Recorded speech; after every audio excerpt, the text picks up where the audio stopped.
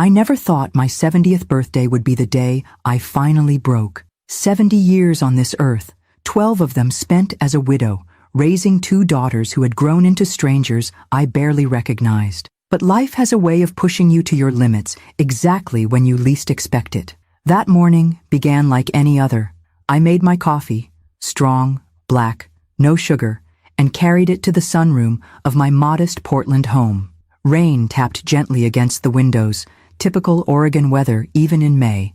I expected a quiet day, perhaps a call from Jennifer or Stephanie later. Maybe they'd remember this year. Maybe they wouldn't. What I didn't expect was the notification that popped up on my phone as I sipped my coffee.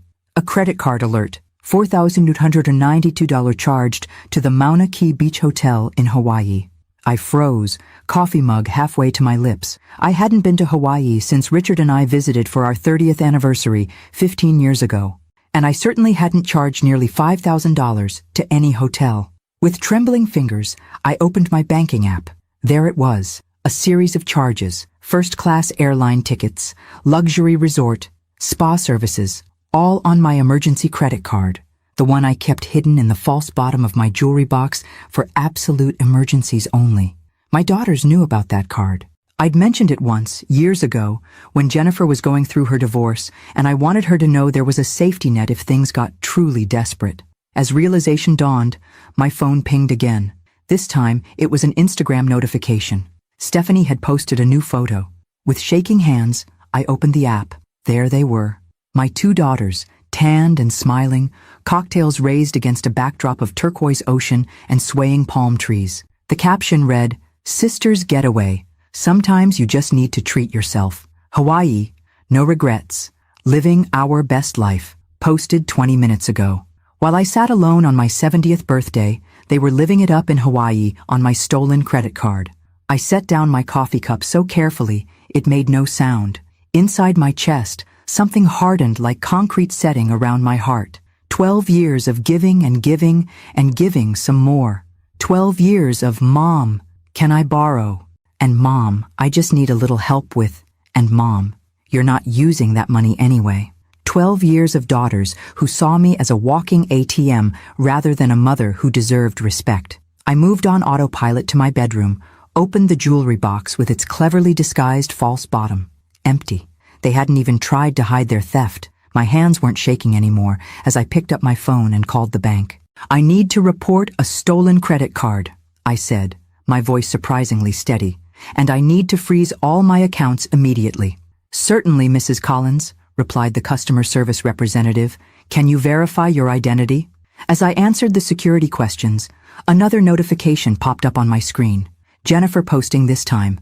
A selfie in a hotel spa robe, cucumber slices ready for her eyes. Day 1 of total relaxation. Self-care deserved.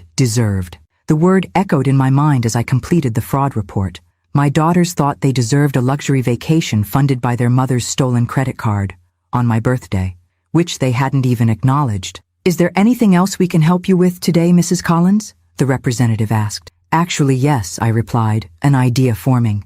"I'd like to speak with someone about my investment portfolio.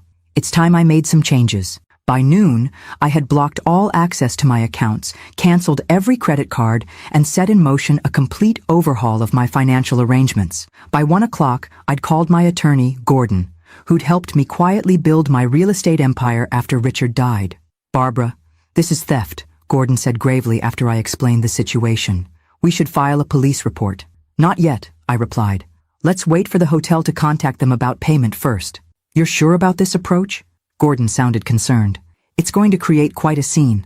"I'm 70 years old today, Gordon," I said quietly. "I've spent 12 years being a doormat for my daughters. I think I'm entitled to a little scene." He sighed. "Happy birthday, by the way. I'm sorry it's turned out this way." "Don't be," I replied, surprising myself with the steel in my voice. "I think this might be exactly what we all need." After ending the call with Gordon, I walked slowly through my house, the house where I'd raised my girls, where Richard and I had built our life together. Photos lined the hallway. Jennifer's graduation, Stephanie's wedding, family Christmases when the girls were young and still looked at me with love rather than calculation. When had it changed? When had I become a resource rather than a mother?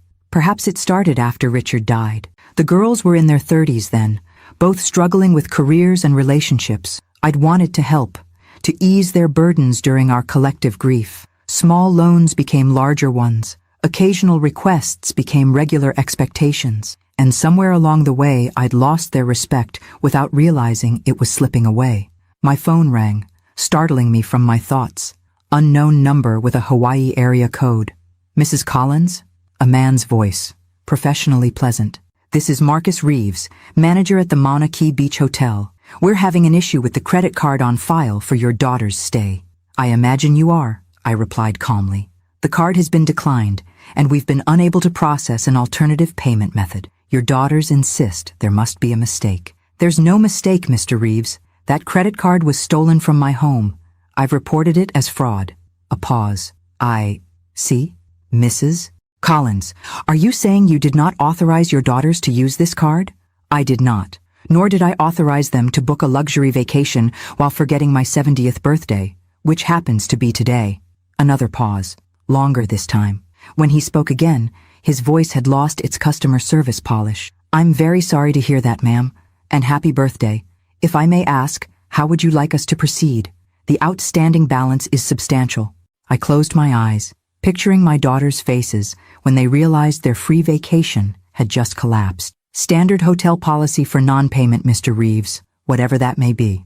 That would involve security and potentially local authorities, Mrs. Collins. I understand, and I did, completely. After hanging up, I sat in Richard's old armchair, the one I could never bear to give away. What would you do? I whispered to his memory. My practical, principled husband, who had always taught our girls about honesty and responsibility. Lessons they had apparently forgotten. My phone pinged with another social media notification. Stephanie had posted again, a photo of her and Jennifer by the infinity pool, sunglasses on, champagne flutes in hand. Best day ever. I set down my phone and gazed out at the rainy Portland afternoon. A strange calm had settled over me, replacing the hurt and anger. For 12 years, I had enabled their behavior, afraid of losing their love if I stopped being their financial safety net. I had allowed them to diminish me, to forget the woman I was beyond mom or ATM. Well, they were about to meet that woman, the teacher who had put herself through night school while raising 2 children, the widow who had taken Richard's life insurance and, through careful study and shrewd investments, turned it into a real estate portfolio worth millions. The mother who had given everything and received little in return. I picked up my phone and texted Gordon. It's done. The hotel is proceeding with their policy for non-payment. What happens next will be up to my daughters. Then I turned off my phone, made a fresh cup of coffee, and sat in peaceful silence as rain tapped against the windows. Tomorrow would bring chaos, recriminations, perhaps even the permanent fracturing of our family. But tonight, on my 70th birthday, I gave myself the gift of boundaries, and it felt like freedom. I slept soundly that night for the first time in years. No midnight worry about Jennifer's latest financial crisis or Stephanie's emotional manipulation. Just peaceful darkness and the steady drum of rain on my roof. When I woke, I made my usual coffee and took a moment to center myself with my morning devotional. The passage seemed particularly fitting. Proverbs 13:24. Whoever spares the rod hates their children, but the one who loves their children is careful to discipline them. I'd failed at that, the careful discipline part. I'd given and forgiven without consequences, watching my daughters grow more entitled with each passing year. What kind of love was that? Not the kind that helped them become their best selves. With a deep breath, I turned my phone back on. It immediately exploded with notifications. 12 missed calls from Jennifer, 17 from Stephanie, 34 text messages ranging from confusion to anger to panic, and most tellingly, 3 voicemails from numbers in Hawaii. The hotel manager, I presumed, and possibly local authorities. I listened to the first voicemail from Jennifer at 6:18 a.m. Pacific Time, which would have been 3:18 a.m. in Hawaii. Mom, what the hell is going on? The hotel says our card is declined and they're threatening to call the police. Call me back immediately. The second, from Stephanie at 6:42 a.m. Mom, this isn't funny. We're stuck here with no way to pay, and the manager is saying the card was reported stolen. Fix this now. The third, from Jennifer again at 7:15 a.m., her voice now tearful. Mom, Please, they made us leave our room. We're sitting in the lobby with security watching us. They've called the police. Please, Mom, help us. No happy birthday. No explanation for taking my card. No acknowledgement of what they'd done. Just demands for rescue, as always. My phone rang in my hand. Gordon. Barbara. Have you seen the news? He asked without preamble. What news? Your daughters have been detained by hotel security in Hawaii. Apparently, they made quite a scene. Someone filmed it and posted it online. It's going viral. My stomach tightened. How bad? Let's just say Jennifer and Stephanie won't be winning any Guests of the Year awards. The hotel is pressing charges for theft of services, and there's talk of potential credit card fraud charges depending on what you want to do. I closed my eyes, imagining the scene. My perfectly polished daughters, used to getting their way through charm or manipulation, faced with actual consequences. Send me the link. Moments later, my phone pinged with Gordon's message. I opened it to find a TikTok video already at 200,000 views and climbing. With trembling fingers, I pressed play. The footage was shaky, clearly shot by another hotel guest.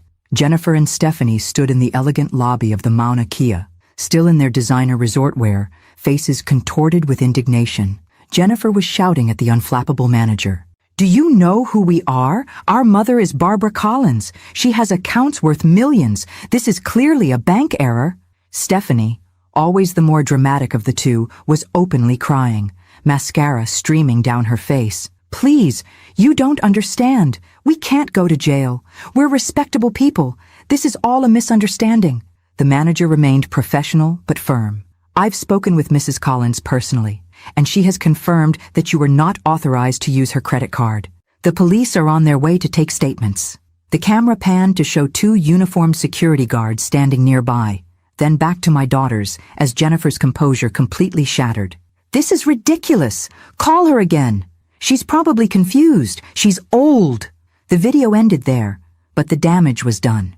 In the comments, people were already speculating about the entitled rich daughters who had stolen from their elderly mother. My phone rang again, a Hawaii number. Mrs. Collins? This is Detective Alana Kealoha with the Hawaii County Police Department. I'm calling regarding an incident involving your daughters, Jennifer Pierce and Stephanie Collins Ward. Yes, Detective, I replied, my voice steady. I've been expecting your call. Mrs. Collins, your daughters are currently detained following a complaint from the Mauna Kea Beach Hotel. They used a credit card reported as stolen to charge approximately $12,000 in services and accommodations. Her tone was professional, but kind. They claim there's been a misunderstanding, that you allowed them to use your card for this trip. There's no misunderstanding, Detective Kealoha. They took my emergency credit card from a hidden location in my home without my knowledge or permission. Yesterday was my 70th birthday, which they didn't acknowledge. Instead, I discovered they were in Hawaii through social media posts. A pause. I see. And would you like to press charges for the theft of your credit card, Mrs. Collins? The question hung in the air. Part of me, the part that had been taken advantage of for 12 years, wanted to say yes, but another part, the mother who remembered rocking two small girls to sleep, hesitated. What would happen if I did? Credit card theft between family members is complicated, she explained. But given the amount and the circumstances, they could potentially face felony charges. First-time offenders often receive probation rather than jail time, but it would mean a criminal record. I thought of Jennifer's marketing career, Stephanie's interior design business. A criminal record would devastate them professionally. But hadn't that been their choice when they stole from me? I need time to consider, I said finally. But regardless of my decision about pressing charges, I will not be paying for their hotel stay or return flights. Understood, the detective replied. They'll need to address the hotel charges directly, and they'll need to arrange their own transportation home. Would you like to speak with them? I took a deep breath. Not yet. Please tell them I'll contact them when I'm ready. After hanging up, I sat motionless, staring out at the clearing sky. The storm had passed, leaving Portland gleaming and fresh. Inside my chest, though, the storm was just beginning. My doorbell rang, startling me from my thoughts. I wasn't expecting anyone. When I opened the door, my neighbor Grace stood there holding a small cake with a single candle. Happy belated birthday, she said with a warm smile. I remembered it was yesterday, but didn't want to intrude. Thought you might be celebrating with your girls. The simple kindness broke something in me. Tears welled up as I invited her in and explained what had happened. Grace, a retired nurse and widow herself, listened without judgment. "Oh, Barbara," she sighed when I finished. "What a terrible position they've put you in." "I don't know what to do," I admitted. "Part of me wants them to face real consequences for once, but they're still my daughters." Grace set down her teacup. "You know, my Frank used to say something that stuck with me. Sometimes the most loving thing you can do is let people face the music they've chosen to play." I smiled sadly. Richard would have said something similar. He was always big on accountability. What would he advise now? I closed my eyes, picturing Richard's face, his kind eyes that could turn steely when principles were at stake. He'd say that real love means wanting what's best for someone long-term, not what's easiest for them right now. Grace nodded. "And what's best for Jennifer and Stephanie? Another bailout? Or finally understanding that actions have consequences?" As she left an hour later, I felt clearer. I called Gordon and outlined my decision, then emailed detailed instructions to my financial team. Finally, I texted Detective Kealoha. "I've made my decision. Please inform my daughters that I'll speak with them when they return to Portland. They will need to handle their current situation themselves." My phone immediately exploded with calls and texts from both daughters. I silenced it, slipped it into a drawer, and went out to my garden. The roses Richard had planted needed pruning, cutting back the dead wood to allow for new growth. As I worked, carefully removing what was no longer serving the plant, I felt a sense of purpose I hadn't experienced in years. Sometimes love required difficult choices. Sometimes growth required pain. My daughters were about to learn that lesson. And perhaps, at 70, I was finally learning it too. 3 days passed before I heard the car doors slam in my driveway. I'd been expecting them. Gordon had informed me that Jennifer and Stephanie had booked economy flights back to Portland after spending a night in a budget motel near the Kona airport. They'd had to borrow money from Jennifer's ex-husband to afford even that. I remained seated in Richard's armchair, my hands folded calmly in my lap as the doorbell rang, followed immediately by angry pounding. "Mom, open the door! We know you're in there!" Jennifer's voice sharp with indignation. I took my time walking to the entrance. When I opened the door, the sight was almost shocking. My always impeccable daughters looked utterly disheveled. Their designer clothes were wrinkled, their hair unwashed, dark circles underscoring bloodshot eyes. Stephanie's face was blotchy from crying. "How could you do this to us?" Jennifer demanded, pushing past me into the foyer. "Do you have any idea what we've been through?" Stephanie followed, dragging a luxury suitcase with a broken wheel. "It was humiliating. They treated us like criminals." I closed the door quietly and turned to face them. "Please lower your voices. If you'd like to have a civilized conversation, we can sit in the living room." "Civilized?" Jennifer's voice rose higher. "You had us detained by security. There are videos of us all over the internet. My boss called me this morning. My clients are seeing this." "And mine," Stephanie added. "My phone is exploding with texts. My reputation is ruined." I regarded them steadily. "Are you finished?" Something in my tone, a new firmness they'd never heard before, made them both pause. "Sit down," I said, gesturing to the sofa. "Now." To my mild surprise, they complied, perching on the edge of my floral couch like chastened schoolgirls. I remained standing. "Yesterday was my 70th birthday," I began. "Mom, we were going to call," Stephanie started. "I'm speaking," I interrupted, my voice quiet but unyielding. "Yesterday was my 70th birthday. I spent it alone, while discovering that my daughters had stolen my emergency credit card to fund a luxury vacation they clearly couldn't afford." "We didn't steal," Jennifer tried. "Did you ask permission to take my card from its hiding place?" I asked. She fell silent. "Did you plan to replace the money before I noticed?" Stephanie stared at the floor. "Then yes, you stole from me, on my birthday, and then posted photos of yourselves enjoying the fruits of that theft on social media for me to see." "We were going to pay you back," Jennifer mumbled. "With what money?" I asked. "Jennifer, you've borrowed over $80,000 from me in the past 5 years. Stephanie, you're at $63,000. Neither of you has repaid a dime. Your credit cards are maxed out. You live beyond your means while treating me like your personal bank." Their shocked faces told me everything. They had no idea I'd been keeping such careful track. "How do you know about our credit cards?" Stephanie asked. "Because I'm not the doddering old woman you apparently think I am," I replied. I've monitored your financial situations carefully each time you've asked for money. I know about Jennifer's online gambling habit and Stephanie's secret apartment in Seattle where she meets her married boyfriend. Both women paled. These were secrets they thought well hidden. Mom, you don't understand, Jennifer began, her voice taking on the cajoling tone she'd used since childhood when in trouble. We've been under so much stress. We just needed a break. And I needed daughters who remembered my birthday, I cut in. I needed daughters who respected me enough not to steal from me. I needed daughters who valued me as more than an ATM. Tears welled in Stephanie's eyes. Always the more emotional one, she'd weaponized her tears for years. We do value you, Mom. We love you. This was just a mistake. A mistake is forgetting to return a borrowed sweater, I said. This was a deliberate choice to take what wasn't yours. And now you're facing the consequences of that choice. Jennifer's eyes narrowed. What exactly does that mean? I walked to my desk and retrieved 3 folders, handing one to each daughter and keeping the third. It means changes, effective immediately.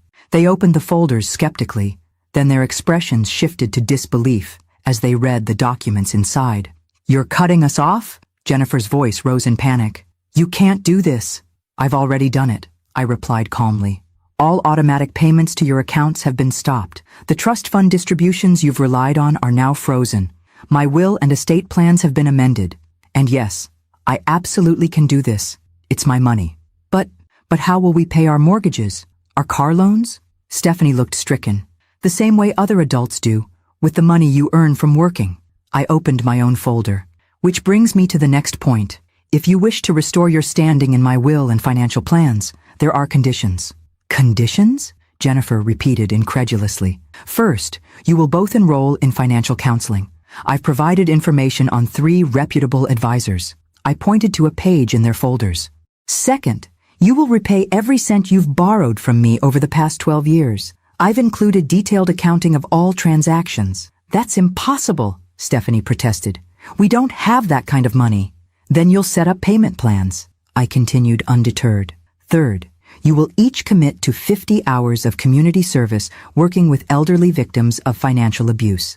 I've included information on organizations that can accommodate your schedules. Jennifer stood up, her face flushed with anger. This is ridiculous. We made one mistake. One? I raised an eyebrow. Shall I enumerate every emergency loan, every manipulation, every time you've treated me like a resource rather than your mother? Because I have those records too. She sank back onto the sofa. Fourth, I continued, you will attend weekly family therapy sessions with me for a minimum of 6 months. I've already spoken with Dr. Matthews, who specializes in adult family dynamics. Mom, Stephanie pleaded, be reasonable. We can't possibly do all this. You can. You simply don't want to. I closed my folder. Which brings me to my final point. These conditions are non-negotiable. Meet them, and we can work toward rebuilding our relationship. Refuse, and you will remain cut off financially. Permanently. Jennifer's expression hardened. And if we go to the media? Tell them how you abandoned us in Hawaii? How you're financially abusing us now? I had anticipated this. Jennifer's ultimate weapon. The threat of public exposure. I met her gaze steadily. Then I would be forced to release the complete financial records, showing how you've systematically taken advantage of me for years, along with proof of how your Hawaii trip was funded. I don't think that's a court of public opinion you want to face, Jennifer. The silence that followed was deafening. Finally, Stephanie broke it with a sob. I don't understand. You've always helped us before. You've never been like this. No, I agreed softly. I haven't, and that was my mistake, one I'm correcting now. I stood up, signaling that our conversation was over. You have 1 week to decide if you're willing to meet my conditions. Until then, I think it's best if we don't communicate. You're kicking us out? Jennifer looked incredulous. Where are we supposed to go? To your homes, I presume, the ones I've been helping you pay for. I walked to the door and opened it. I'll expect your decision next Friday. They gathered their belongings in stunned silence. As they passed me at the door, Stephanie paused, her face tear-streaked. Did you ever really love us, Mom? She asked in a small voice. The question struck me like a physical blow. Even in her manipulation, there was a genuine hurt there that I couldn't ignore. I have always loved you both, I said quietly. Enough to finally stop enabling behavior that was harming you. That's what real love looks like sometimes. After they left, I sank into Richard's chair, emotionally drained. On the side table sat the last photo taken of him before the cancer took hold. Strong, principled Richard, with his kind eyes and firm resolve. Was I too harsh? I asked his image. Or not harsh enough? No answer came, of course. But as I sat in the quiet house, I felt a peace I hadn't experienced in years. For the first time since Richard died, I had stood firmly in my own truth. Whether my daughters could accept that truth remained to be seen. My phone pinged with a text from Gordon. How did it go? I typed back simply, "The ball is in their court now." Then I set my phone aside, picked up my novel, and allowed myself to focus on my own needs for the first time in a very long time. For 3 days, silence. No calls, no texts, no melodramatic appearances on my doorstep. My daughters were either strategizing their next move or genuinely processing what had happened. Either way, the quiet gave me space to breathe, to remember who I was beyond mom and financial safety net. I spent one entire day in my garden, tending the roses Richard had planted and the vegetable beds I'd added after his death. There was something deeply satisfying about having my hands in the soil, nurturing growth while removing what didn't belong. My back ached pleasantly by evening, a reminder that at 70, I was still capable, still strong. On day 4, Grace came over with fresh scones and concern in her eyes. "The video of your daughters is all over the local news now," she said as I poured tea. Channel 8 did a segment on entitled adult children, and they didn't name names, but the blurred footage was clearly Jennifer and Stephanie. I sighed. I was afraid of that. "How are you holding up?" I considered the question carefully. Better than expected, actually. There's a certain relief in finally drawing a line. Grace nodded. "I saw Stephanie at Whole Foods yesterday. She pretended not to see me, but she looked different, less polished, more human somehow." "Human is good," I murmured. "Human means feeling things, confronting things." "She was buying ramen noodles and discount bread," Grace added with a hint of satisfaction. Not her usual champagne taste. Despite everything, I felt a twinge of maternal concern. "They'll be all right. Both girls earn good incomes. They just spend beyond their means. Because someone has always been there to catch them," Grace pointed out. "You're giving them a chance to develop their own wings, Barbara. It's a gift, even if they don't see it that way yet." After Grace left, I checked my email for the first time in days. Among the usual newsletters and notifications was a message from Dr. Matthews, the family therapist I'd contacted. "Mrs. Collins, I wanted to inform you that your daughter Jennifer called to inquire about my services and availability. She did not schedule an appointment, but seemed to be gathering information. I thought you might find this relevant to your family situation. Yours, Dr. Matthews." A small step, perhaps, but significant. Jennifer, my proud, controlling firstborn, was at least investigating one of my conditions. Later that afternoon, my doorbell rang.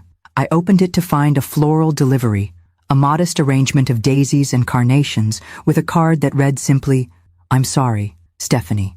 No elaborate justifications, no manipulative declarations of being devastated or ruined. Just 2 words that, in their simplicity, carried more weight than her usual emotional outpourings. I placed the flowers on my kitchen table, touching the petals gently. A beginning, perhaps. My phone rang as I was preparing dinner, a number I didn't recognize. "Mrs. Collins? This is Martin Reynolds from KPTV News. We're doing a segment on financial abuse of elderly parents, and your daughter's situation in Hawaii has come to our attention. We'd like to get your side of the story." My heart raced. This was exactly what I'd hoped to avoid. Public exposure that would humiliate all of us. "Mr. Reynolds, I appreciate your interest, but I have no comment. This is a private family matter. Our viewers might benefit from hearing how you're standing up for yourself," he pressed. "You could help other parents in similar situations." The thought gave me pause. How many other mothers and fathers were being quietly exploited by adult children who should have been on their own feet? "I understand the potential value," I said carefully, "but I won't discuss my daughters specifically. If you'd like to interview me generally about establishing healthy financial boundaries with adult children, I might consider that, under the condition that my family situation remains private." "That could work," he said, sounding surprised by my counteroffer. "Would you be comfortable sharing your professional background as part of the segment?" I hesitated. My real estate investments had always been private, known only to Gordon and my financial team. But perhaps it was time to step fully into who I'd become. "Yes," I decided. "I'm a retired teacher who built a successful real estate investment portfolio. That would be relevant to the discussion." We arranged a time for the interview, and after hanging up, I felt a curious mixture of anxiety and liberation. For years, I'd downplayed my financial acumen, allowing my daughters to see me as just their aging mother who needed their guidance. Stepping into public view as a successful businesswoman would shatter that perception permanently. That evening, as I prepared for bed, my phone chimed with a text from Jennifer. Saw that Stephanie sent flowers. Typical. She always tries to look like the good daughter. I've scheduled an appointment with the financial counselor you recommended. Tuesday at 2 p.m. No apology, but action, which, from Jennifer, was probably more meaningful anyway. I texted back simply, "I'm glad to hear it. Thank you for letting me know." 3 dots appeared as she typed a response, disappeared, then appeared again. Finally, "The Hawaii thing was wrong. We shouldn't have taken your card." Coming from Jennifer, this was practically prostrating herself in remorse. I waited, sensing there was more. The dots appeared again. "Did you really amend your will?" And there it was, the financial concern underlying her tentative contrition. I considered how to respond, then typed, "Yes, all previous arrangements have been changed, pending your decisions about the conditions I outlined." A long pause before her reply. "I'll be at the financial counselor on Tuesday." Progress, albeit motivated by self-interest. But with Jennifer, I'd take what I could get. The next morning, I met with Gordon to prepare for the news interview. As we reviewed talking points about financial independence and healthy boundaries, he gave me an appraising look. "You seem different, Barbara. Stronger." I smiled. "I feel different. Like I've finally stepped into myself after years of shrinking to accommodate others' expectations." "It suits you," he said. "Richard would be proud." The mention of my late husband brought unexpected tears to my eyes. I wish he could see this. He always told me I was too soft with the girls. Gordon nodded. He was right. But you're correcting course now, and that's what matters. As I drove home, I passed Jennifer's sleek downtown condo building and felt a pang of worry. Was I being too harsh? Should I have given them more warning before cutting financial ties? But then I remembered their faces in that viral video, entitled, "Incredulous that actions might have consequences." They were in their 40s, for heaven's sake. If not now, when would they learn to stand on their own feet? My phone rang through the car's speaker. Stephanie. "Mom." Her voice was subdued, lacking its usual dramatic flair. "Do you have a few minutes to talk?" "I'm driving, but yes, I can talk. I've been thinking about everything you said." She paused. "You're right. About all of it. The way we've treated you. The money, even forgetting your birthday. It's inexcusable." I waited, letting her continue without interruption. "I've made an appointment with that financial counselor, and I've looked into the community service option. There's a senior center downtown that needs volunteers." Her voice caught slightly. "And I've been thinking about what you said, about valuing you as more than an ATM. I don't think I realized how much we've taken you for granted until everything stopped. Thank you for telling me this, Stephanie. I'm really sorry, Mom." The words came out in a rush, not just for Hawaii, but for years of treating you like you existed to solve our problems. I want to do better. For the first time since this all began, I felt a genuine warmth toward my daughter, not the automatic maternal love I'd always had, but appreciation for her willingness to reflect and change. "That means a lot to me," I said softly. "This isn't about punishment, Stephanie. It's about building healthier relationships for all of us." "I know," she replied. "Jennifer's struggling more with it. She's angry and embarrassed, but I think she'll come around. In her own time," I agreed. Everyone processes things differently. After we hung up, I found myself smiling. The road ahead would be bumpy. Decades of patterns couldn't be changed overnight. But for the first time in years, I saw the possibility of authentic connection with my daughters, built on mutual respect rather than financial dependence. That evening, I sat at my desk and opened the wooden box where I kept Richard's letters. On our wedding day, he'd given me a note to read when times were difficult. I'd turned to it often after his death, but not for many years now. His handwriting, bold and sure, leapt off the yellowed page. "My dearest Barbara, if you're reading this, you're facing something that feels insurmountable. Remember this: you are stronger than any circumstance. You have a spine of steel beneath your gentle heart. Trust yourself. Stand firm. I believe in you. Always have. Always will. All my love, Richard." I traced his signature with my fingertip, feeling his presence as clearly as if he sat beside me. "I'm finally doing it," I whispered, standing firm. Better late than never, right? In the quiet of my study, I could almost hear his laugh, warm and approving. The following weeks brought changes I could never have anticipated. My simple news interview snowballed into a series of media appearances, 3 radio shows, a podcast about women's financial independence, and even a segment on a national morning program filmed via Zoom from my living room. Boundary Barbara had struck a cultural nerve. Emails flooded in from women sharing similar stories, mothers who had financially supported adult children for decades, widows who had discovered their own strength after loss, grandmothers who feared setting boundaries would cost them family relationships. "You've tapped into something significant," Gordon observed during one of our now weekly meetings. "There's a whole generation of women who were taught to put everyone else first, who are now realizing they deserve better."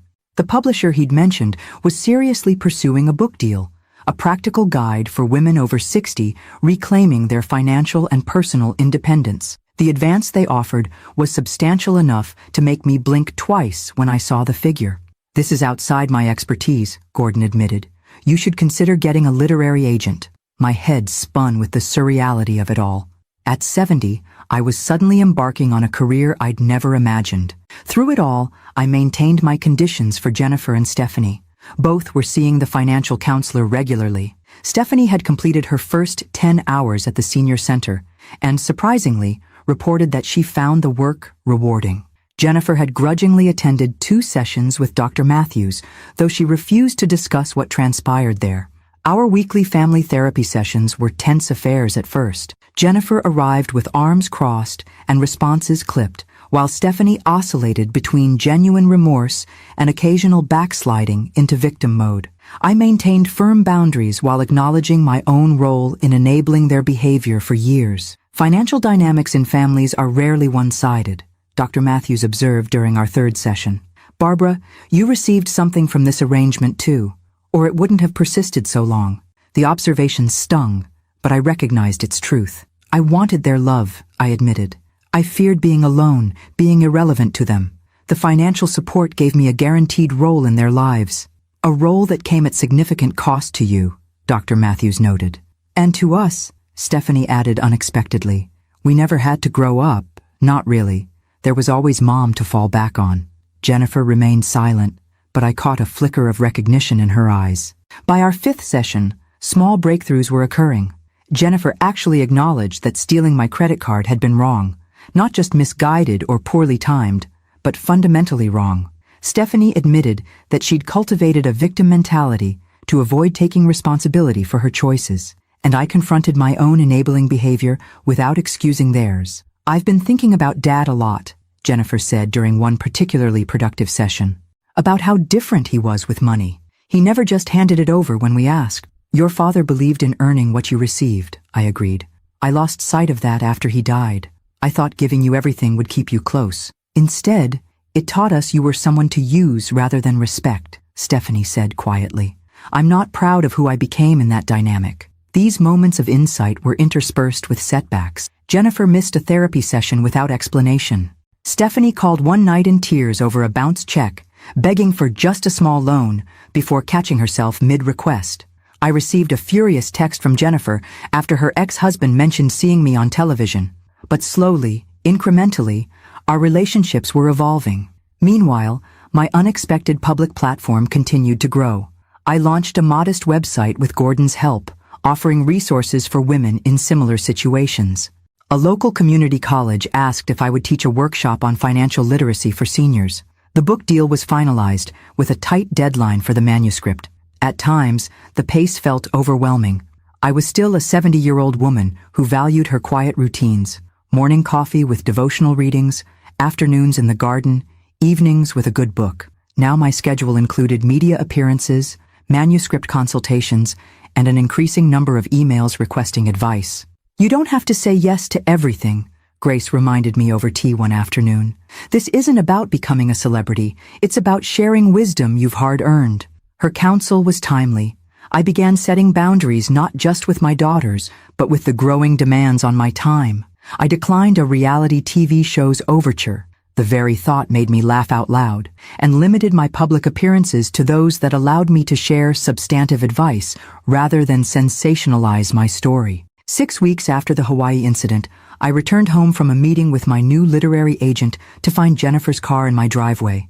This wasn't one of our scheduled therapy days, and she hadn't called first, a breach of the new protocols we'd established. I found her sitting on my porch swing, an envelope in her hands. "I should have called," she said immediately, acknowledging the boundary crossing. "I'm sorry. This felt too important for a text." Curious, I sat beside her. "What is it?" She handed me the envelope. "My first repayment. It's not much, $5,000, but it's a start." I opened it to find a cashier's check inside. "Jennifer, I'm impressed. How did you manage this?" "I sold my Peloton and some designer bags," she admitted, "and I've taken on some freelance projects outside my regular work. The financial counselor helped me create a repayment plan that's actually realistic." The effort this represented, not just financially, but psychologically, was significant. Jennifer, who defined herself through status symbols and appearances, had voluntarily sold luxury items to make amends. "Thank you," I said simply. "This means a lot." She nodded, looking out at the garden rather than at me. "I saw you on that morning show. You were really good, articulate, strong." Coming from Jennifer, this was high praise indeed. "Dr. Matthews has been helping me understand some things," she continued, still not meeting my eyes, "about why I've been so angry about your new, public persona. It's not just about embarrassment or how it might affect my image." "What is it about?" I asked gently. "I think I've been jealous," she admitted, the words clearly difficult for her. "All these people are suddenly seeing Mom, Barbara, as this wise, accomplished woman with important things to say, and I've spent years dismissing you, treating you like you were less than me somehow. It's uncomfortable to realize how wrong I've been." The raw honesty of her admission touched me deeply. "We've all made mistakes, Jennifer. What matters is where we go from here." "That's what Dr. Matthews says too." She finally turned to face me. "I'm not going to pretend this is easy for me. I still struggle with the financial restrictions, with the therapy, with all of it. But I'm trying." "I know you are," I acknowledged, "and I'm proud of you for that." She blinked rapidly, fighting tears. Jennifer had always hated crying, viewing it as weakness. "The thing is, Mom, I actually need your help with something. But not money," she added quickly. "Advice." "What kind of advice?" "My company is expanding into financial literacy programs for corporate clients. Given your new expertise in this area," she hesitated, "I thought maybe you could consult on the curriculum development. As a paid professional, not as my mother doing me a favor." The offer represented a fundamental shift, Jennifer seeing me as someone with valuable knowledge, seeking a collegial relationship rather than a maternal rescue. It felt like the first fragile bridge across the chasm that had formed between us. "I'd be happy to discuss it," I said carefully, though my schedule has become quite full lately. A small smile touched her lips. "So I've heard. Boundary Barbara is in high demand." I groaned at the nickname. "Please don't call me that." "Too late. Stephanie and I have already ordered you a coffee mug with it printed on the side. Happy belated birthday." The gesture, half joke and half peace offering, made me laugh despite myself. "Thank you, I think." As Jennifer left, promising to email me details about the potential consulting work, I felt a cautious optimism. The path forward with my daughters would never be simple or straight, but for the first time in years, it felt like we were at least walking in the same direction. That evening, I worked on my book outline at the desk in my study.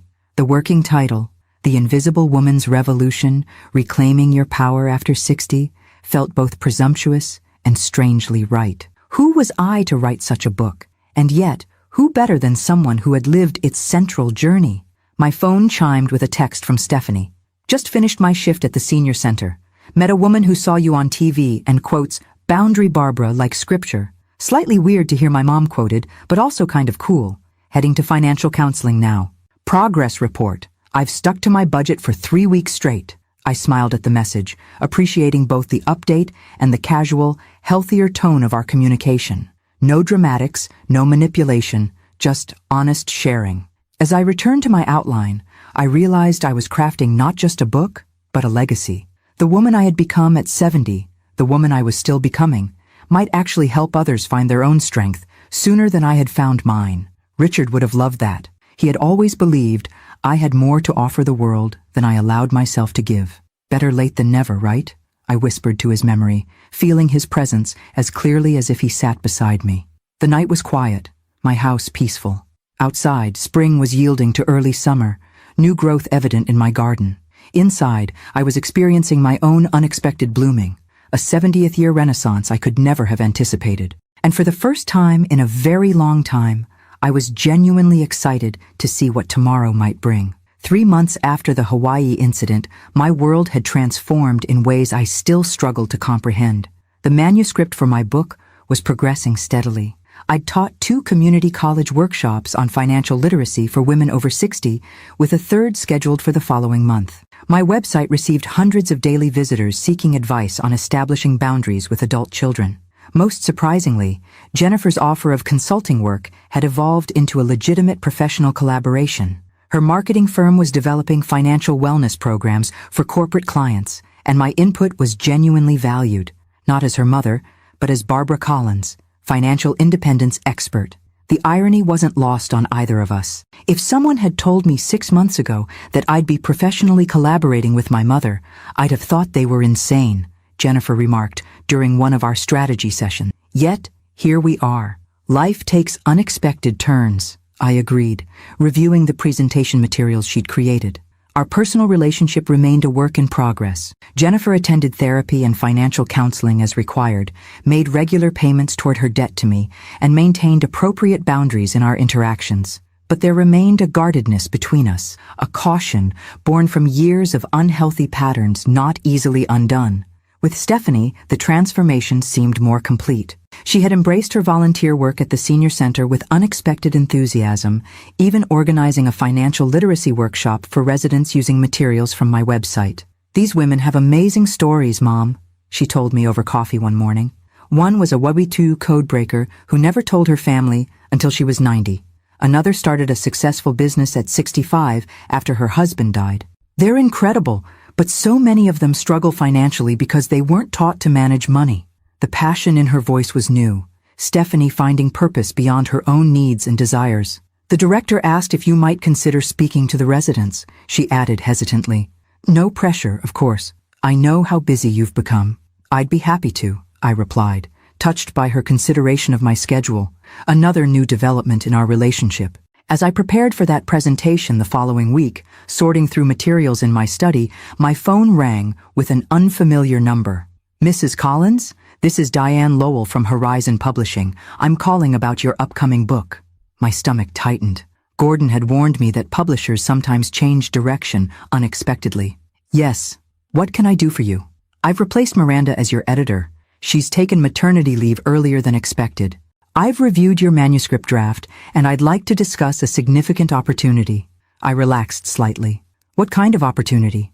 "Good Morning America is planning a special segment on women over 60 reinventing themselves. They're interested in featuring your story and the book. It would mean accelerating our publication timeline, but the exposure would be tremendous." The prospect was simultaneously thrilling and terrifying. Local media attention was one thing, national television was quite another. "When would this happen?" I asked, trying to sound calmer than I felt. 3 weeks from now. They'd fly you to New York. The segment would air the week before your book releases." My mind raced. "I'll need to discuss this with my family and my agent before committing." "Of course," Diane replied smoothly. "But if possible, we'd need your decision by tomorrow. These opportunities move quickly." After hanging up, I sat motionless, contemplating how completely my life had changed. From invisible mother and grandmother to potential national television guest, all because I'd finally stood up for myself after decades of acquiescence. I called Gordon, who was enthusiastically supportive. "This is exactly the platform your message deserves, Barbara. The publisher will handle all the logistics. You just need to be your authentic self." Next, I texted both daughters, asking them to meet me for dinner that evening if possible. To my surprise, both immediately agreed. The restaurant I chose was midway between our homes, not too expensive to strain my daughter's new budgets, but nice enough for an important conversation. I arrived early, watching through the window as they approached from different directions, meeting on the sidewalk with a brief, somewhat awkward hug before entering. "Everything okay, Mom?" Stephanie asked as they settled across from me. Your text sounded serious. I explained about the Good Morning America offer, watching their reactions carefully. Stephanie's eyes widened with excitement, while Jennifer's expression remained carefully neutral. That's amazing, Stephanie exclaimed. National television. You'll reach so many people. Jennifer took a measured sip of water. It's certainly a significant opportunity. How do you feel about it? The question surprised me, Jennifer asking about my feelings rather than centering her own reaction. Another small sign of growth. Honestly, terrified, I admitted, but also called in a way. The responses I've received from women in similar situations have been so powerful. If sharing my story helps others find their voice sooner than I found mine, that feels worthwhile. Jennifer nodded slowly. And how would you present what happened with us? The Hawaii situation? The question cut to the heart of the matter. I've been careful in all my public comments to focus on principles, not specific details about our family, I reminded her. I would continue that approach. But the Hawaii incident is what started everything, Jennifer pressed. It's what made you Boundary Barbara. They'll want that story. She wasn't wrong. The producer would certainly push for the most dramatic elements of my journey. I won't share anything that would identify or humiliate either of you, I promised. This isn't about exposing our family struggles publicly. It's about helping other women find their strength. Stephanie reached across the table to squeeze my hand. I trust you, Mom. And honestly, I've earned whatever embarrassment might come my way. What we did was wrong. Jennifer sighed. I agree, though it's not easy to admit. She straightened her shoulders. If you want to do this, you should. Just, please be thoughtful about how you frame things. The maturity of their responses moved me deeply. 3 months ago, Jennifer would have threatened legal action to prevent me from speaking publicly. Stephanie would have dissolved into dramatic tears about being humiliated. Now, they were considering my opportunity and offering measured support. Thank you both, I said sincerely. This means more than you know. So you'll do it? Stephanie asked. I nodded, decision crystallizing. Yes, I think I will.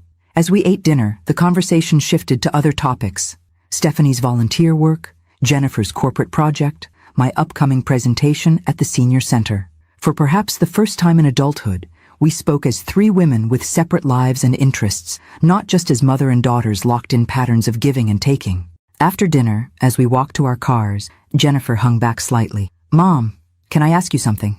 Of course. How did you know? She looked uncharacteristically vulnerable in the soft evening light. How did you know when it was time to finally say enough? To change everything? I considered the question carefully. I didn't know exactly. There was just a moment, seeing those Hawaii photos on my 70th birthday, when something shifted inside me.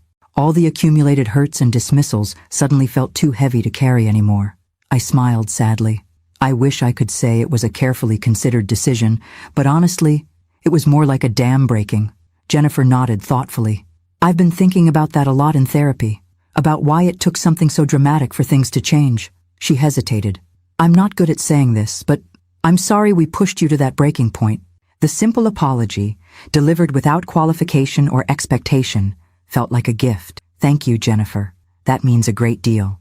As they drove away, I remained in the parking lot, watching their taillights disappear in opposite directions. The evening had confirmed my decision.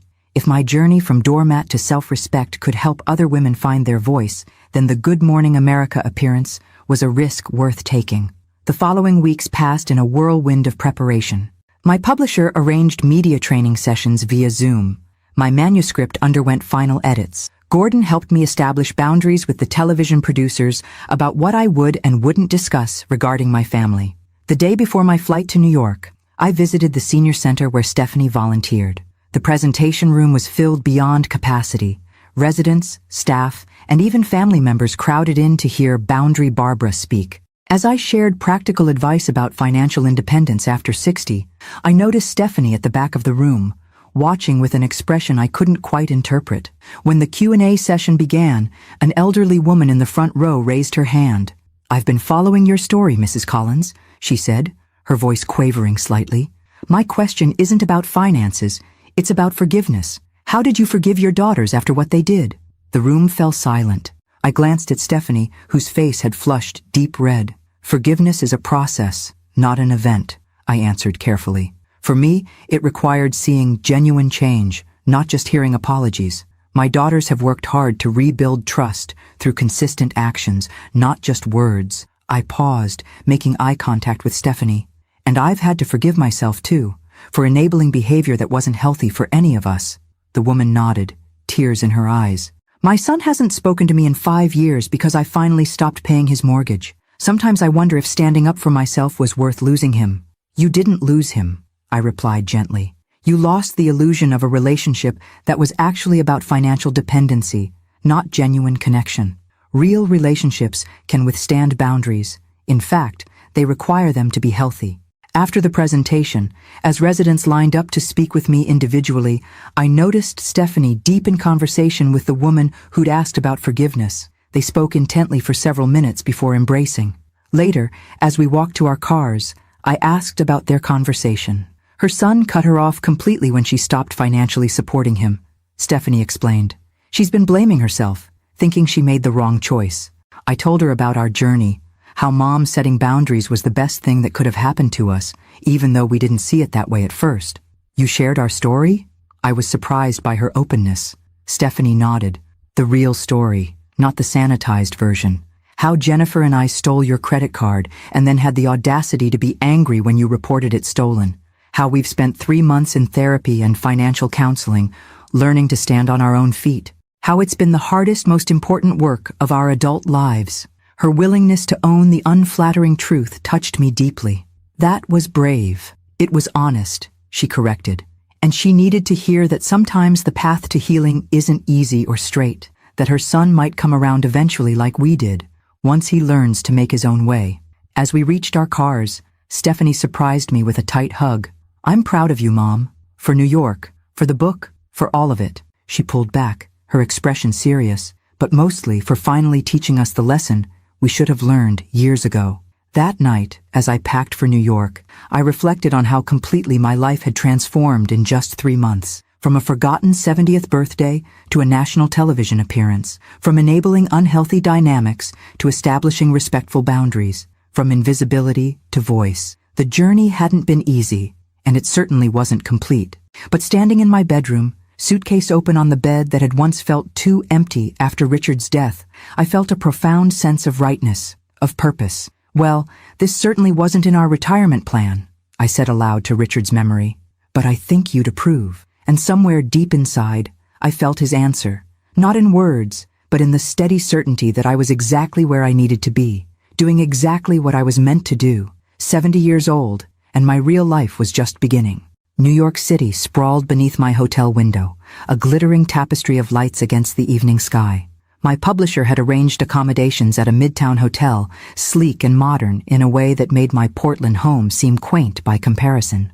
Tomorrow morning, I would appear on national television to discuss my book and the journey that had inspired it. The thought still seemed surreal. My phone chimed with a text from Jennifer. Just confirming. Car service will pick you up at 5:30 a.m. Hair and makeup at the studio by 6:15. Deep breaths. You've got this. Jennifer had surprised me by offering to liaise with the television producers, leveraging her marketing expertise to ensure I was properly prepared. It's what I do professionally, Mom, she'd explained. I might as well put these skills to use for you instead of just my clients. Her support felt like another milestone in our healing relationship. Jennifer using her strengths to help, rather than manipulate. I replied with a simple, thank you, all set here, then returned to reviewing the talking points my publisher had prepared. The segment would last approximately 7 minutes, a blink in real time, but an eternity under bright studio lights with millions watching. The hotel phone rang, the concierge announcing a delivery. Moments later, a knock at my door revealed a bellhop with a small gift bag. Special delivery for Mrs. Collins, he announced.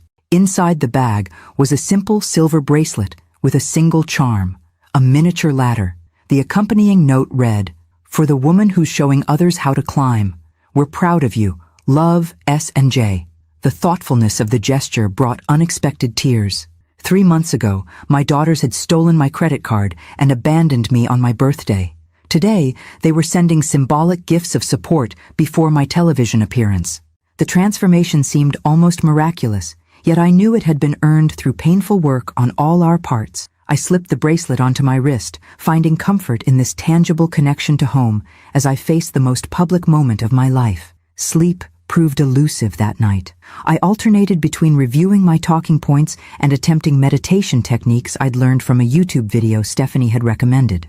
By the time my alarm sounded at 4:45 a.m., I felt simultaneously exhausted and electrified. The morning proceeded in a blur of activity. The car service, the backstage hustle of the television studio, the makeup chair where a young woman applied more products to my face than I'd used in the previous decade combined.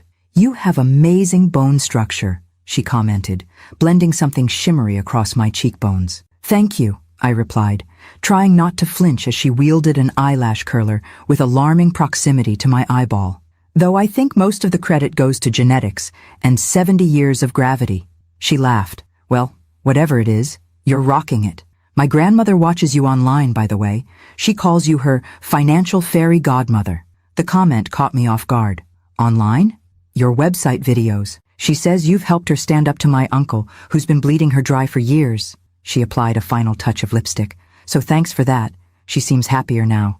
Before I could respond, a production assistant appeared with a clipboard.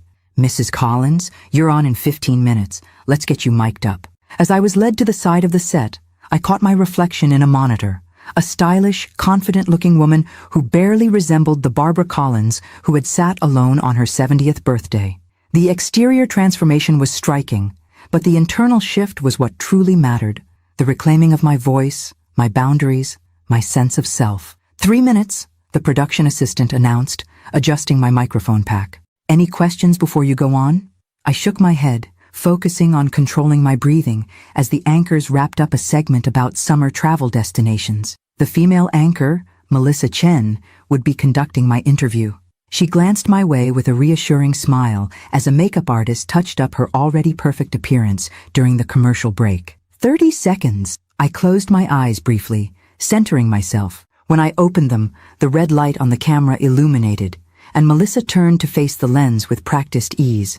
Our next guest knows firsthand about the challenges many women face as they age, becoming invisible, being taken for granted, and sometimes even financially exploited by those closest to them. Her new book, The Invisible Woman's Revolution, Reclaiming Your Power After 60, has sparked a national conversation about boundaries and self-worth. Please welcome Barbara Collins. I walked onto the set with as much poise as I could muster, smiling as I took my seat opposite Melissa. "Barbara, thank you for joining us this morning," she began warmly. "Thank you for having me," I replied, my voice steadier than I felt. "Your journey to becoming what social media has dubbed Boundary Barbara began with a painful family situation," Melissa continued. "Without delving into private details, can you share what finally prompted you to make such a dramatic change in your relationships?" I touched the ladder charm on my bracelet, drawing strength from this connection to Jennifer and Stephanie. "It was my 70th birthday," I began. "A day when I found myself alone, discovering that family members had taken my credit card without permission to fund a luxury vacation. That must have been devastating," Melissa prompted. "It was the culmination of years of enabling unhealthy patterns," I explained. "I'd allowed myself to be treated as a financial resource rather than a person deserving of respect. That birthday was simply the moment when I finally said, 'Enough.' And that decision changed everything," Melissa noted. "It did, though not instantly or easily," I clarified. "Setting boundaries isn't about punishing others. It's about honoring yourself enough to require respectful treatment. In my case, it meant establishing clear conditions for rebuilding relationships on healthier terms." The interview flowed more naturally than I'd expected. Melissa asked about the practical steps women could take to reclaim their financial independence, about the emotional challenges of standing up to family members, about the response to my message from women in similar situations. "One of the most powerful aspects of your story," she observed, "is that you were 70 when you made this transformation. What would you say to women who feel it's too late to change their circumstances?" The question resonated deeply. I would tell them that it's never too late to become the person you were meant to be. Every morning we wake up is another chance to rewrite our story. I leaned forward slightly, speaking now not to Melissa, but to the invisible viewers I imagined beyond the cameras. Age isn't a limitation. It's an asset. We have wisdom, perspective, and strength we didn't possess in our younger years. Why not use those gifts to create the life we truly deserve? "Beautiful," Melissa said softly, Then, to the camera. Barbara Collins's book, The Invisible Woman's Revolution, releases next week. Thank you for sharing your inspiring journey with us this morning. Thank you for the opportunity, I replied as the segment concluded. The lights dimmed slightly as commercials began. Melissa removed her microphone, shaking my hand warmly. That was wonderful, Barbara. Authentic and powerful. Your book is going to help a lot of women. I hope so, I replied, still slightly dazed by the surreality of it all. As I was escorted backstage, the production assistant handed me my phone. It's been lighting up non-stop during your segment, she noted. 27 text messages, 43 emails, notifications from social media accounts I barely used, and a voicemail from Gordon. Barbara, you were magnificent. Call me as soon as you can.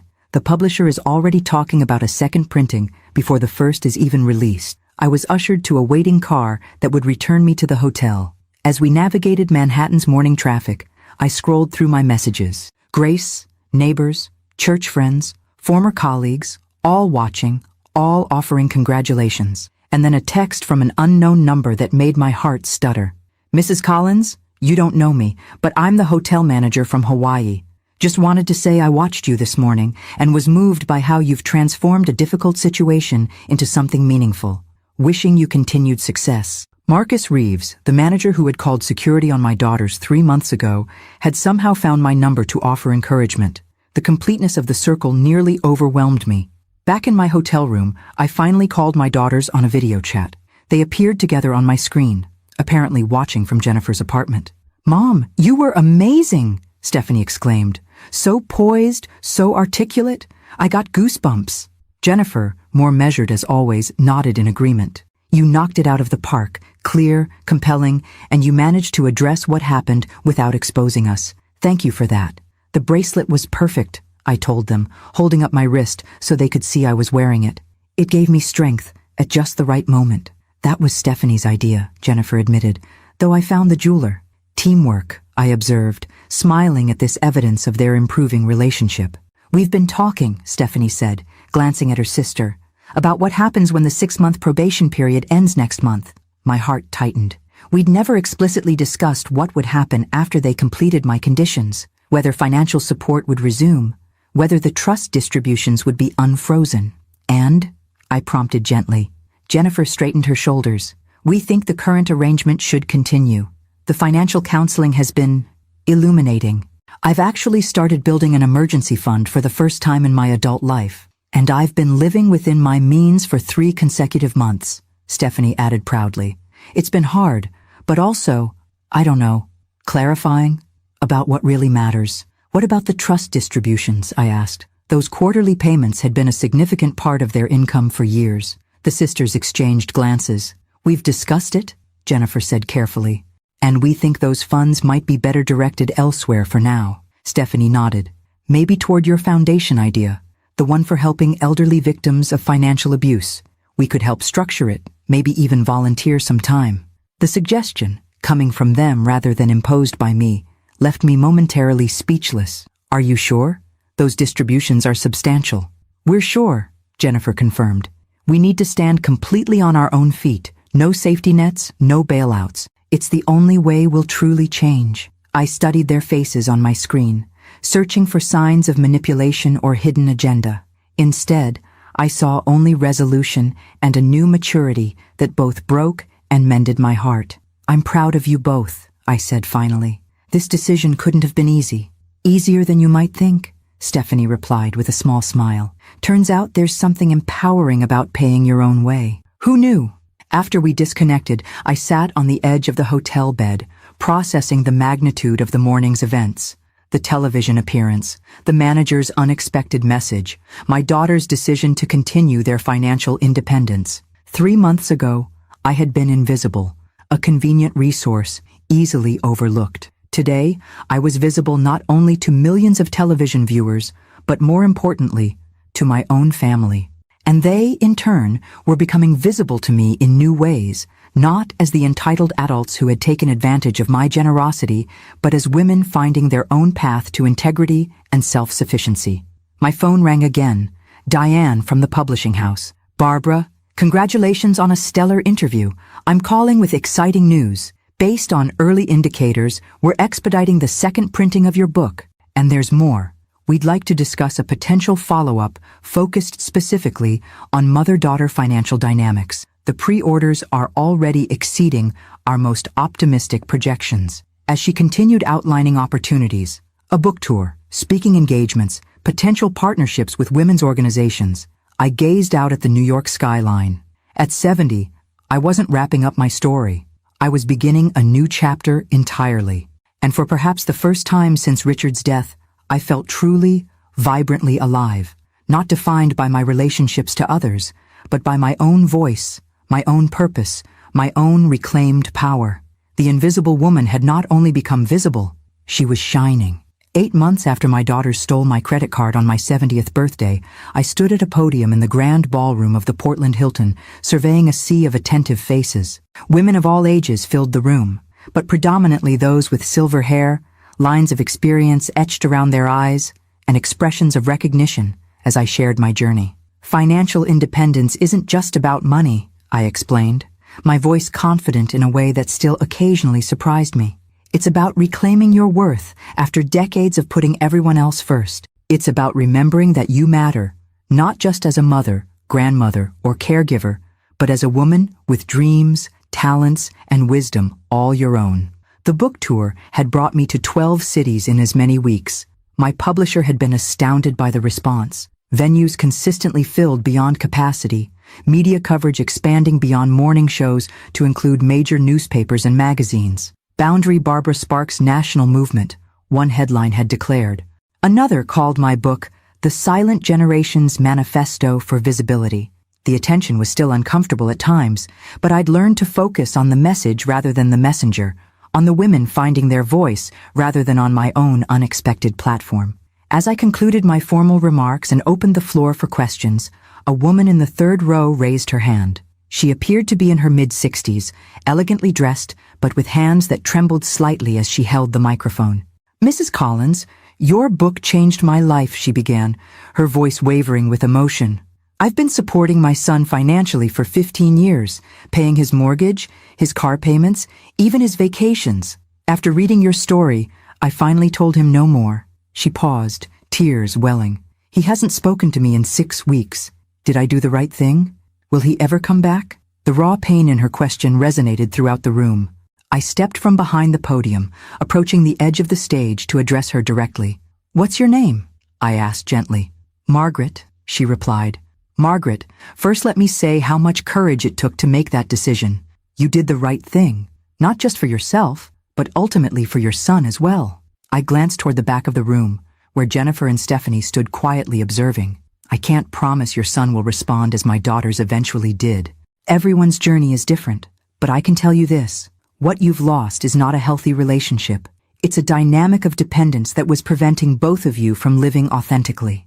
Margaret nodded, wiping away tears. "And one more thing," I added. "You are not alone in this room. Look around you. Every woman here has her own version of this story, of giving until depletion, of wondering if boundaries mean abandonment. We're walking this path together." A murmur of agreement rippled through the audience. Several women reached out to touch Margaret's shoulder in solidarity. The remainder of the Q&A session followed a similar pattern, women sharing painful stories of financial exploitation by adult children, siblings, or partners. Others offering advice from further along the journey of reclaiming their independence. When the formal event concluded, I sat at a table signing books and speaking briefly with each person who approached. Some simply wanted to express gratitude. Others needed a moment of connection with someone who understood their struggle. All seemed to leave standing a little straighter, as if permission to value themselves was itself a gift worth carrying home. As the line finally dwindled, my daughters approached the signing table. They had flown in from Portland specifically for this event, the final stop on my tour, and a homecoming of sorts. "You were wonderful, Mom," Stephanie said, embracing me warmly. "That woman Margaret, I wanted to tell her it gets better, that relationships can heal after boundaries are set." "Maybe you should," I suggested. "She's still over by the refreshment table. Your perspective might mean more to her than mine." Stephanie glanced in Margaret's direction, then nodded. "I think I will." She squeezed my hand before walking away.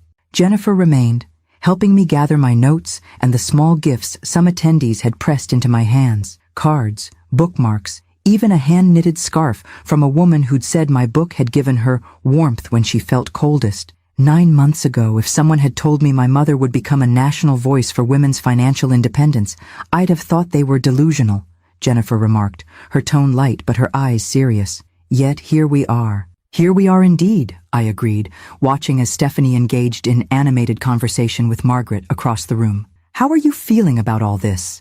Jennifer considered the question thoughtfully. Proud, humbled, occasionally still embarrassed when someone recognizes your name and asks if I'm that Jennifer. She gave a rueful smile, but mostly grateful for the wake-up call we needed, even if it came in the form of hotel security and viral humiliation. I touched her hand. And how are things with the financial counselor? Ongoing, she admitted. I still struggle sometimes, especially with impulse spending when I'm stressed, but I haven't asked anyone for money in 9 months, and I've built up 3 months of emergency savings. Baby steps. Important ones, I noted, recognizing the significance of this progress for Jennifer, who had lived paycheck to paycheck despite her substantial income for as long as I could remember. As we prepared to leave, the event coordinator approached with an elegant envelope. This was delivered for you during the event, Mrs. Collins. The messenger said it was important. Inside was an invitation printed on heavy cardstock. The Regional Association of Financial Advisors requests the honor of your presence at our annual gala this Saturday evening, where you will be presented with the Eleanor Roosevelt Award for Empowerment. Another accolade for the collection, Jennifer observed, reading over my shoulder.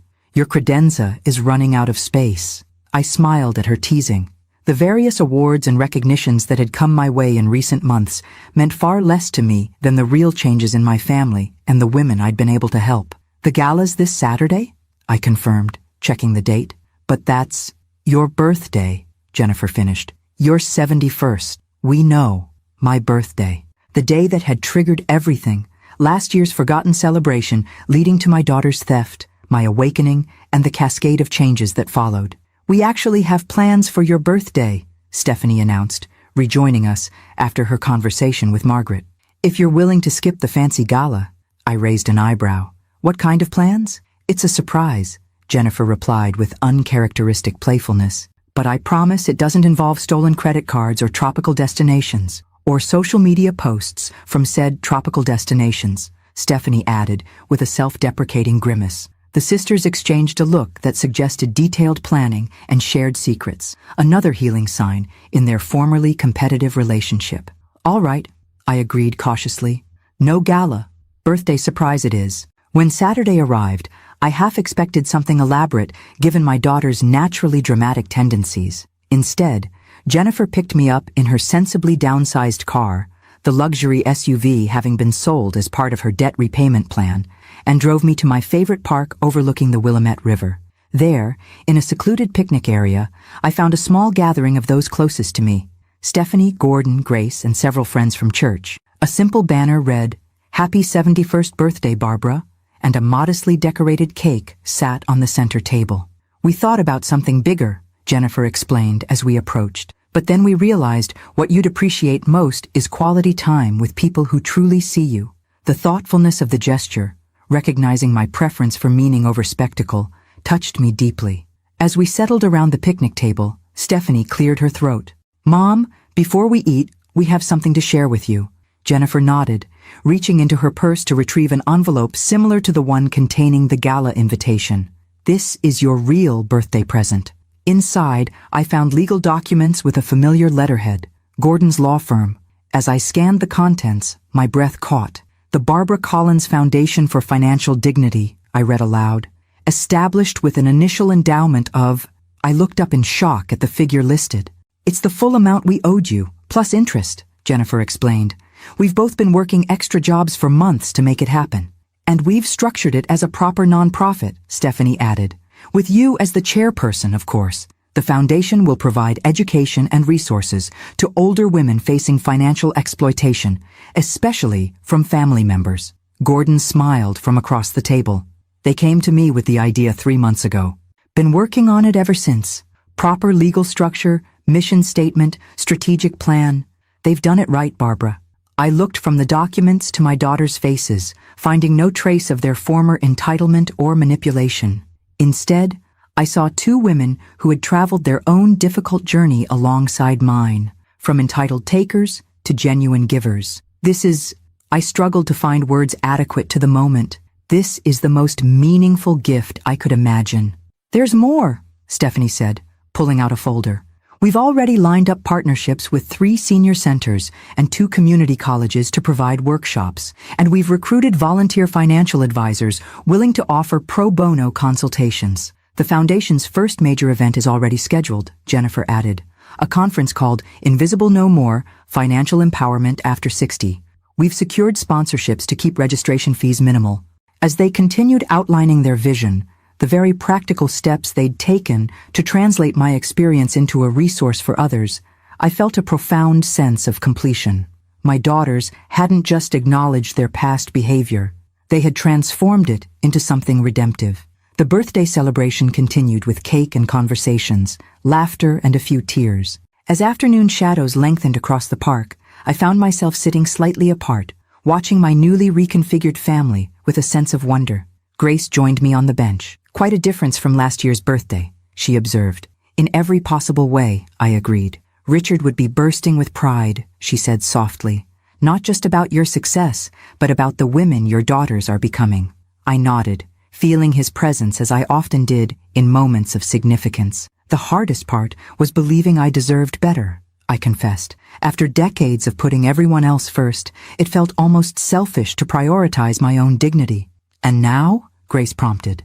I watched as Jennifer and Stephanie worked together to pack up the remains of our picnic, their interaction easy and supportive, in a way I'd rarely witnessed before. Now I understand that dignity isn't something you earn or deserve, I replied. It's something you claim. And in claiming it for myself, I somehow helped my daughters claim it too. Grace patted my hand. From credit card theft to nonprofit foundation in 1 year. Not bad for a woman who thought her meaningful life was behind her at 70. I laughed at her characteristic bluntness. Not bad at all. As we prepared to leave, Stephanie approached with my purse and jacket. One more thing, Mom. We've booked you a spa day tomorrow. Massage, facial, the works. And before you worry about the cost, it's all within budget. No credit cards were harmed in the making of this birthday. The gentle self-mockery in her tone, acknowledging past mistakes without shame or defensiveness, was perhaps the clearest sign of her growth. Thank you, I said simply, embracing her. For everything. Driving home with Jennifer, I watched Portland's familiar landscape slide past my window. So much had changed in a year, yet the city remained the same. A reminder that transformation often happens internally before it manifests in the world around us. I never thanked you properly, Jennifer said suddenly, breaking the comfortable silence. For what? For having the courage to say no, for letting us face consequences. She kept her eyes on the road, but her voice held uncharacteristic vulnerability. It would have been easier to keep enabling us, to maintain the status quo.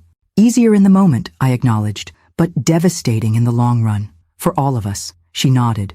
I think about that hotel manager sometimes.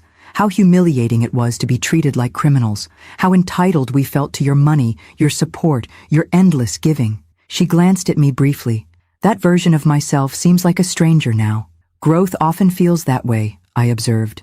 The person we were becomes unrecognizable to the person we're becoming. As Jennifer pulled into my driveway, I noticed my garden blooming in the early evening light. The roses Richard had planted now thriving under my care. New varieties I'd added creating a tapestry of color and fragrance. Like my life, the garden had evolved, honoring what came before while making room for fresh growth and possibility. Happy birthday, Mom, Jennifer said as I gathered my things. See you tomorrow at the foundation meeting? 9 o'clock at Gordon's office? I'll be there, I promised, marveling at my daughter making plans that involved responsibility and giving rather than taking. Inside my home, the modest house I'd chosen to keep despite my ability to afford more, I set down my purse and kicked off my shoes with a contented sigh.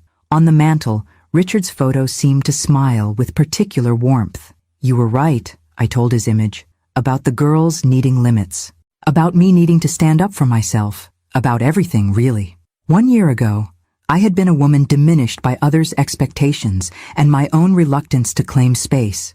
Today, I stood tall in my truth, not just for myself, but for the countless women finding courage through my story. At 71, my life wasn't winding down. It was expanding in ways I could never have imagined.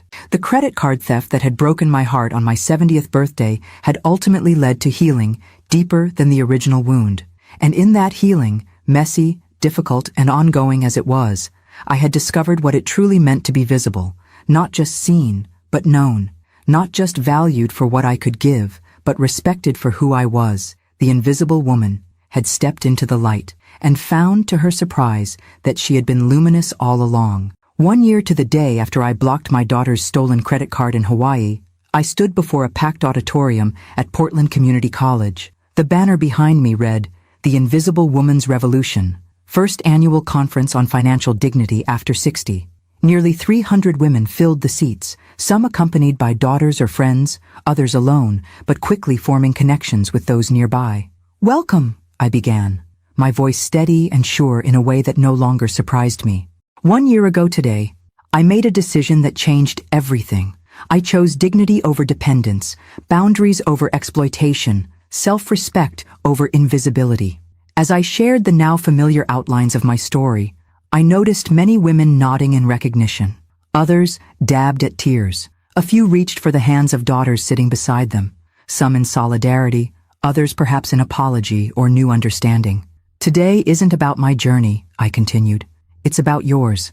Every woman in this room has her own version of becoming invisible, of having her worth diminished, her boundaries violated, her generosity exploited. This conference is designed to give you practical tools for reclaiming your power, financially and personally."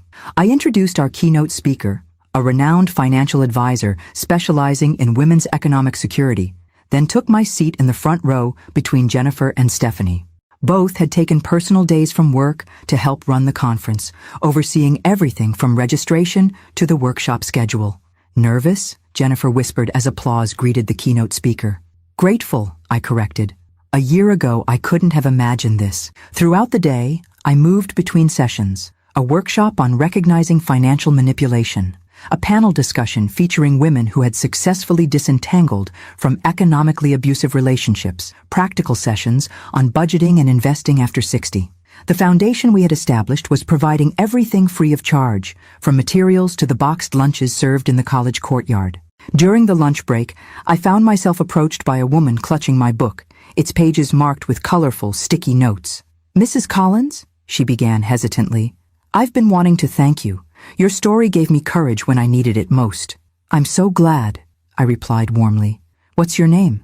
"Ellen Martinez. I'm 73.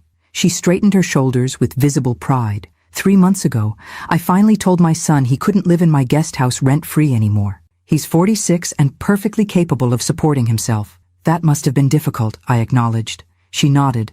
"He didn't speak to me for weeks, called me heartless, said I was choosing money over family." Her eyes grew bright with unshed tears. "But last week, he signed a lease on his own apartment. And yesterday, he brought me flowers and said," her voice caught, "he said he was sorry for taking advantage of me for so long." I squeezed her hand.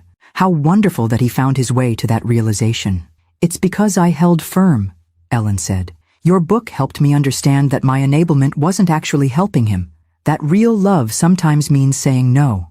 As she moved on, I spotted Stephanie deep in conversation with a group of younger women, daughters who had accompanied their mothers to the conference. From her animated gestures and their attentive expressions, I could tell she was sharing our family's journey from her perspective.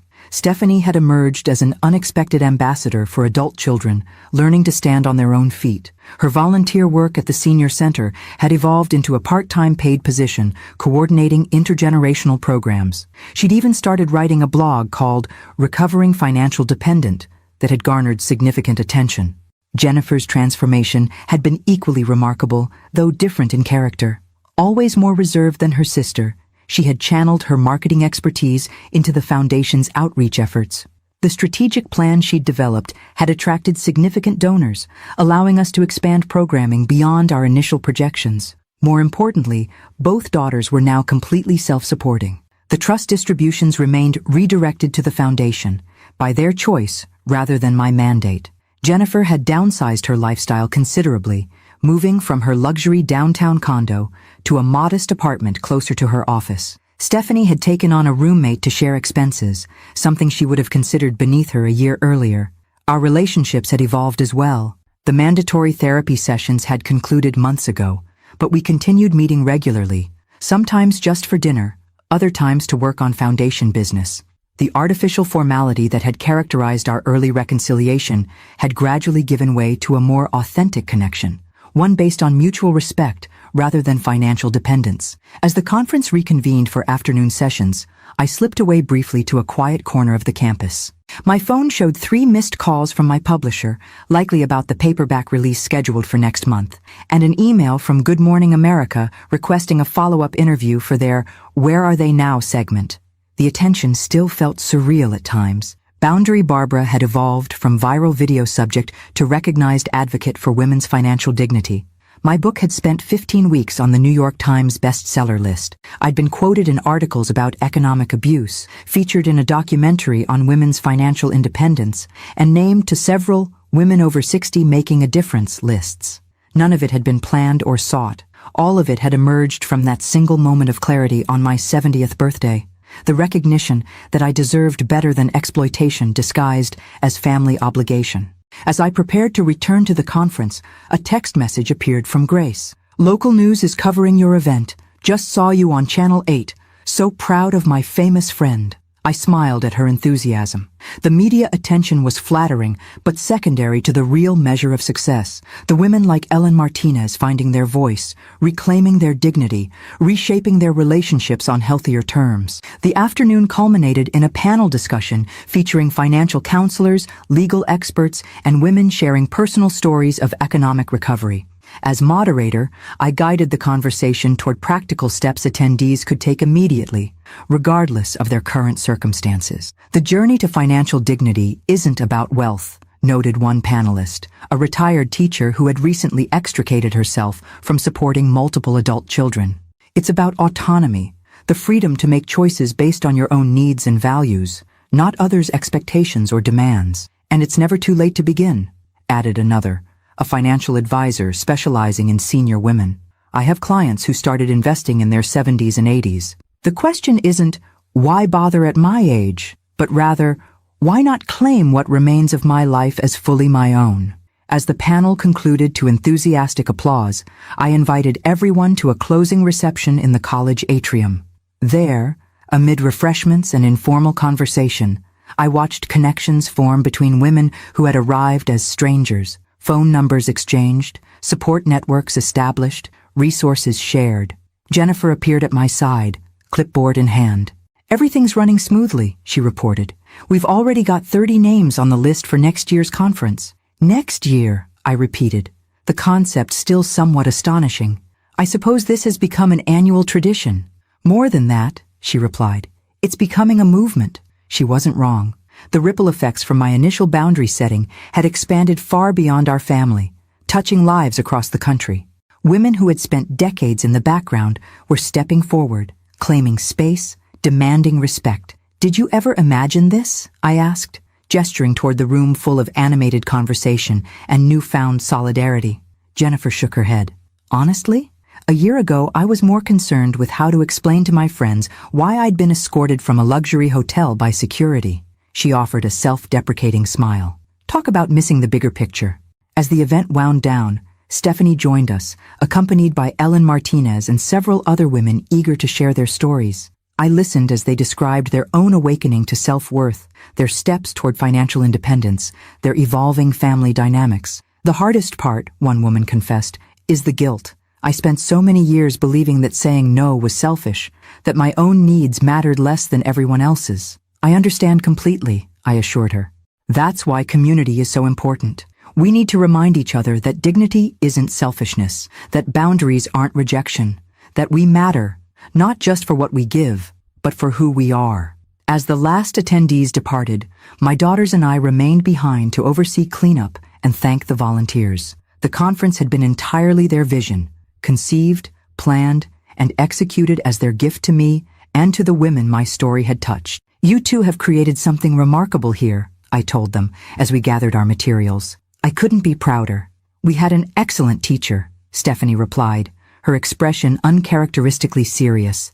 Not just in how you handled the Hawaii situation, but in how you've lived this past year with dignity, purpose, and generosity despite everything we put you through. Jennifer nodded in agreement. You could have just cut us off and moved on with your life. Instead, you gave us a path to redemption. Difficult, but possible. That's real love. Their words touched me deeply. The journey had indeed been difficult for all of us. Painful reckonings, uncomfortable truths, the dismantling of long-established patterns. But the women standing before me now bore little resemblance to the entitled daughters who had stolen my credit card a year earlier. As we left the campus, the setting sun bathed Portland in golden light. My daughters headed to their respective cars with promises to meet for our regular Sunday dinner in 2 days. I lingered a moment, watching them walk away. Independent women who had found their own feet after years of leaning on mine. A quote from my book came to mind, words I had written during those early uncertain days of establishing boundaries. The greatest gift we can give our children is not endless support, but the expectation and belief that they can support themselves. The past year had proven the truth of that statement beyond anything I could have imagined. At home that evening, I settled into Richard's old armchair with a cup of tea, reflecting on the day's events. On the coffee table lay a framed photo taken at my 71st birthday. Jennifer, Stephanie, and me laughing together in the park, genuine joy illuminating our faces. Beside it sat the advance copy of my second book, set for release in 3 months, Beyond Boundaries, Rebuilding Relationships After Financial Dependence. My phone chimed with a text from Gordon. Congratulations on a successful conference. Richard would be bursting with pride. I smiled, knowing it was true. My late husband had always seen more in me than I saw in myself, had recognized a strength and resilience I'd only fully discovered in the past year. We did it, Richard, I whispered to his memory. We raised daughters who could find their way back to integrity, even after losing their path. And I finally found my voice, even after decades of silence. As night fell outside my window, I felt a profound sense of completion. The journey that had begun with betrayal and heartbreak on my 70th birthday had transformed not only my life, but the lives of countless others. The pain had been necessary, the catalyst for change too long deferred. At 71, I had become not just visible but luminous, a woman standing fully in her power, surrounded by daughters who had found their own, offering light to others still struggling in shadows. The invisible woman's revolution continued, far beyond my individual story. Women who had spent decades diminishing themselves were reclaiming their worth, their voice, their rightful place. And I had the extraordinary privilege of witnessing their awakening, of sharing in their journey toward the dignity we all deserved. As I prepared for bed that night, I paused before my mirror, seeing not just the silver-haired woman reflected there, but all she represented: resilience, wisdom, the courage to begin again, regardless of age or circumstance. Happy anniversary, I told my reflection softly. Here's to boundaries, dignity, and second acts that outshine the first. And somewhere, in the stillness of my heart, I felt Richard's answering smile. The end. If this story touched your heart or inspired you to set boundaries to protect your dignity, subscribe to the channel now so you won't miss more stories like this. And tell me in the comments, where are you watching from? Your city might be small, but your courage is huge. Together, we're showing the world that it's never too late to bloom and become the visible, respected woman you always deserved to be.